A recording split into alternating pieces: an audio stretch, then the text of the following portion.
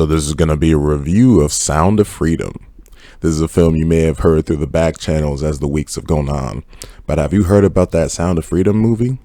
As the summer went on, you had your highs and lows in terms of your films that did well and didn't do well. But one movie started to appear in the top 5 of the box office starting in July, and that was Sound of Freedom. At first, I thought it was just a one-off thing, like, alright, just some movie no one's heard about, it's gonna go away after a while. But then it started to gross more and more and more, to where now it's outgrossed Indiana Jones, Transformers, Mission Impossible. I mean, who the fuck would have expected that during the summer? Had it not been for the phenomenal success of Barbenheimer, this movie would have made even more money and sparked even more conversation. Eventually, I was like, alright, I gotta go see this movie for myself and see what the big deal really is all about.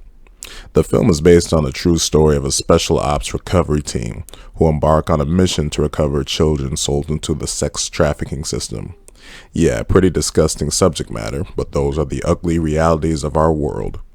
Now, the only thing I had seen of this film before going in was the poster, which is a really bad poster if you ask me, and maybe 1 or 2 still images of Jim Caviezel, aka Jesus from Passion of the Christ, playing the ops team leader that we follow throughout the film.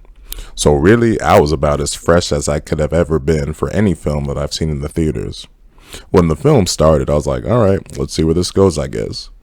The opening scene goes to show how kids can get lured into this whole sex trafficking system, where things seem innocent enough, but then as the scene continues to go on, you're like, oh, that's what's going on here.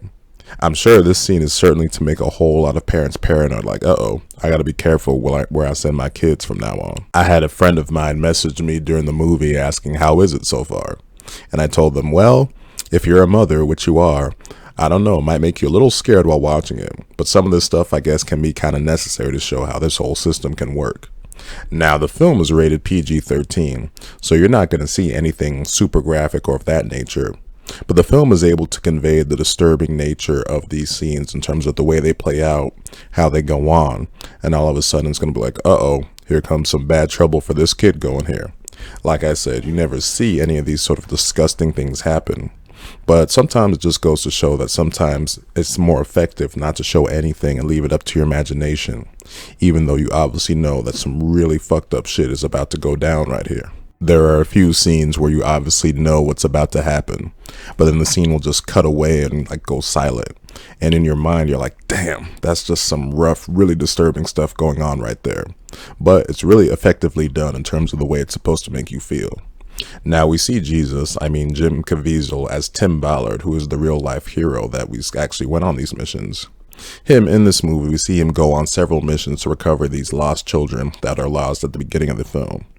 They range from your basic sort of scan and check at like sort of traffic stops to some more elaborate schemes, and then some plans that are just flat out dangerous. I thought the pacing for the movie worked really well in this regard because there was a true level of escalation in terms of how these missions vary and how the level of danger definitely starts to go up as things become more elaborate or just they enter sort of a flat out really dangerous environment. With all the fucked up shit happening in this movie, the real heart of the movie is a little girl named Louisa. Now you see a lot of these horrors through many children's eyes throughout the film, but we see the most of it through her eyes. Obviously, you root for all of these children to get out of this messed up situation. But when you see what she personally goes through, and how she has to take care of her brother and just the horrible situation she's put in, it's like, damn, just something that really pulls on your heartstrings. But again, something that's necessary because these are what these children do go through. As I mentioned, there's proper levels of escalation to these missions. You know, the final one that Ballard enters puts him in an extremely hostile and dangerous environment to where it's a pretty tense feeling during that final section, as the struggle is more than just him searching for his person of interest. He has to deal with all these hostile people and just the environment he's in to accomplish his mission. I think what I liked most about this character is how under no circumstance will he let any of these kids get violated in any way while he's around. Obviously, it's like a, yeah, duh, of course, no shit, he doesn't want any kids to get violated. But there are moments where he's undercover in these missions. But there are still these moments where he's like, oh no, not on my watch are you going to be touching this kid?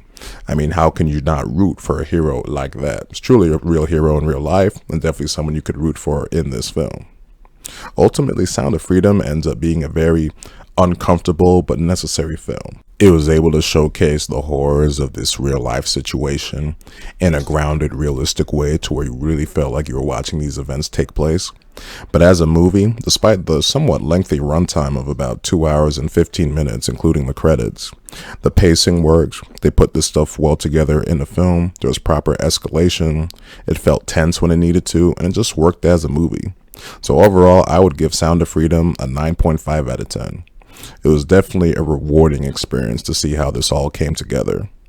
While this may not be the kind of thing that audiences would go rush to see at any point of the year, let alone the summer movie season, the summer box office does show the appeal and how necessary this film was, to where, like I said, I had to go see the film for myself, and once I saw it, I was like, oh, I get it now. So I'm definitely glad that I saw the movie.